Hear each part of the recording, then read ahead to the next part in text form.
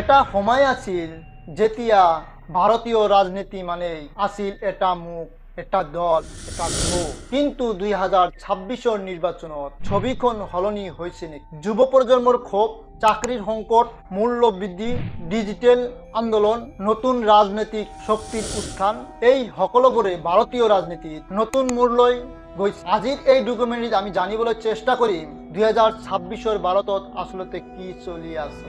2024 লোকসভা নিৰ্বাচনত বিজেপিয়ে জিকিলেও আৰু চৰকাৰ গঠন কৰিলেও তেওঁলোকে আগৰ দৰে সংখ্যাগৰিষ্ঠতা লাভ কৰিব পৰা নাই। ফলত মিত্ৰ দলৰ ওপৰত নিৰ্ভৰশীলতা বৃদ্ধি পায়। ইয়াৰ পিছত 2 বছৰত ভাৰতীয় ৰাজনীতি অধিক প্ৰতিযোগিতামূলক হৈ উঠে। বিভিন্ন ৰাজ্যত আঞ্চলিক দলসমূহে পনুৰ শক্তি সঞ্চয় কৰে আৰু কেন্দ্ৰীয় ৰাজনীতিৰ ওপৰত নতুন চাপ সৃষ্টি কৰে। ভাৰতত বৃহৎ ভোটাৰ গোট হৈছে যুৱ সমাজ, কিন্তু তেওঁলোকৰ মাজত বাঢ়ি অহা কেইটামান প্ৰশ্ন হৈছে চাকৰি ক'ত, চৰকাৰী পৰীক্ষাত কিয় বাৰে বাৰে কেলেংকাৰী, শিক্ষিত হৈও কিয় উপযুক্ত কৰ্মস্থান পোৱা নাই।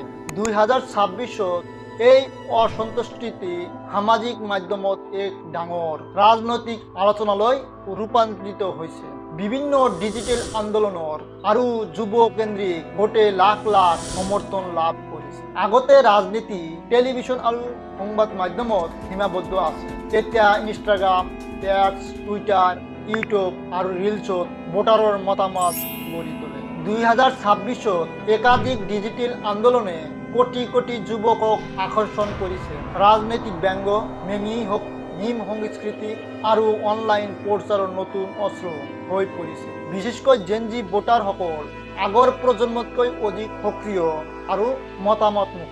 ৰাজনীতিৰ মূল চালিকা শক্তি সদায় অৰ্থনীতি। 2026 ভাৰতৰ টকাৰ মূল্যৰ ওপৰত চাপ, মূল্য বৃদ্ধি আৰু জীৱন ধাৰণ ব্যয় বৃদ্ধিৰ দৰে বিষয়বোৰে সাধাৰণ ভোটাৰক প্ৰভাৱিত কৰিছে। চাকৰি, দৰমহা আৰু জীৱন ধাৰণৰ খৰচ এতিয়া বহু পৰিয়ালৰ মুখ্য আলোচ্য বিষয়। বিশেষজ্ঞসকলে কয়, অৰ্থনৈতিক প্ৰশ্নসমূহেই আগন্তুক নিৰ্বাচনত ভোটাৰৰ আচৰণ নিৰ্ধাৰণ কৰিব পাৰে। 2026 বহু অঞ্চলত নতুন মুখ, নতুন ৰাজনৈতিক উদ্যোগ, যুৱ নেতৃত্বৰ ওপৰত গুৰুত্ব বৃদ্ধি পাইছে।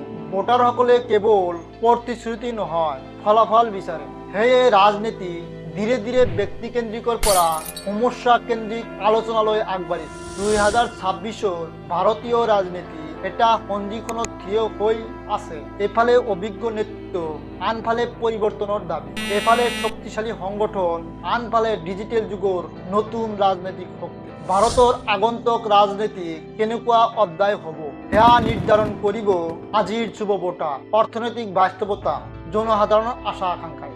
প্ৰশ্ন হৈছে, ভাৰত নতুন যুগ লৈ আগবাঢ়িছে নেকি, নে পুৰণি ৰাজনীতি নতুন ৰূপত উভতি আহিছে? যদি ভিডিঅ'টো ভাল লাগিছে, লাইক, শ্বেয়াৰ, কমেণ্ট কৰি মতামত জনাওক।